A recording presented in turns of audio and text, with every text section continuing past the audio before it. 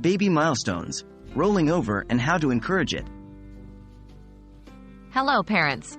Today, we're going to dive into a significant developmental milestone for your little one, rolling over. It's common to worry if your baby isn't reaching this milestone when expected, but don't panic. Remember, every child develops at their own pace. Why is my baby not rolling over? Babies usually start to roll over between 3 and 6 months of age. However, this is a rough estimate and it can vary quite a bit. Some might roll over as early as 2 months, and some might take until they're 7 or 8 months old. If your baby is not rolling over, it might simply be because they haven't yet reached that developmental stage. Factors like their physical development, muscle strength, and even their temperament and interest can influence when they start to roll over. Keep in mind, if your baby isn't showing signs of rolling over by 6 months, it would be a good idea to consult your pediatrician to ensure there's no underlying issue. What can I do to encourage my baby to roll over?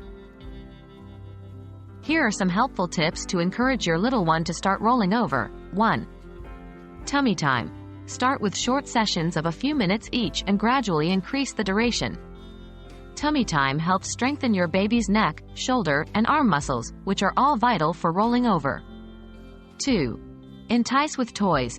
Place your baby's favorite toy just out of reach during tummy time to motivate them to move towards it. This can stimulate their desire to roll over. 3. Guided rolling. Gently roll your baby from back to tummy and vice versa, but make sure not to force them. This will familiarize them with the motion. 4. Patience and encouragement. Babies can pick up on stress, so it's important to remain patient and supportive, praising their efforts to motivate them. Remember, every baby is unique and reaches their milestones at their own pace. So, while it's natural to worry, don't let comparison steal your joy. If you're genuinely concerned about your baby's development, always reach out to your healthcare professional.